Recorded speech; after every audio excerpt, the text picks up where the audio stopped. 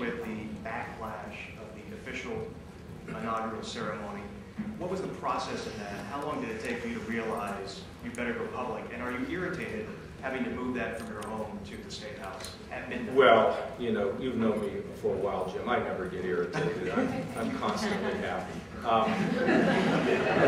Let me go through the whole process with you. And I don't think this is really just about the inauguration. I think this is about like a little bumper car game we've been having with one another. You know, starting really kind of with resumes, and I don't want to have people, you know, lose their jobs and all that. And it's just been a disagreement, and I think, you know, the press decided to kind of send me a message, and message received, and I think it was a legitimate message you sent. Now, what was going on? It was proposed, and again, it's back to details, right? I have not focused on the details of the inaugural. I've got a cabinet to pick. I've got companies I have to deal with. I've got, you know, a lot of travel that I've done, focusing extensively on the budget, meeting with, you know, with the leaders of the legislature. So it was originally brought to my attention, hey, why don't you just do this ceremony, get it over with at your house, you know? You have your wife, your kids will be there, we'll get the Chief Justice, she'll be sworn in, and then we'll move on. And never anticipated, number one, how many of my friends, campaign workers, are like, you mean we don't get to go? Okay. Joe knows where I live. He snuck down my driveway one time. It will not happen for the next 4 years.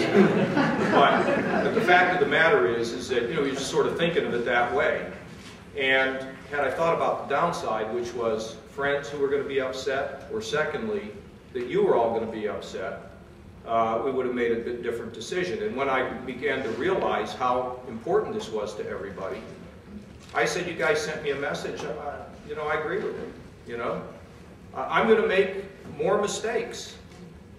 This was one, you know, if I had to pay a little bit more attention, which we're going to do as best we can. I'm a human being, a lot of stuff I have to know. This was one we really actually should have avoided. I kind of see this as losing my mulligan. You know, I needed a mulligan for a more important issue than this. This is, I mean, why? You know, I talked to one of the reporters who's here today, and she said, you know, it was bizarre to me as to why you didn't want to have us out there. You know, and there was no reason. I'm not trying to hide the ball on anybody. Look, the other thing you have to realize is the press, you have a job to do. And you have a job to do, and it's about accountability. And I have a job to do, which is try to figure out how to get this state fixed.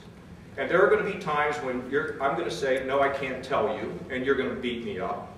And there are going to be times when you're going to say, we want to know it, and I'm going to give it to you. And this is one of those cases where I changed my mind.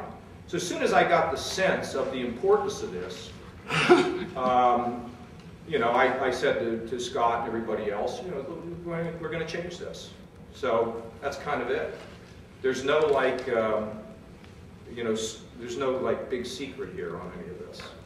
So we're moving it downtown, and we won't have to have, my kids won't be able to wear their pajamas for the swearing. But I'm hoping some of you will. Joe will. I understand, and I understand he has feet in his pajamas. Yes. Ladies first.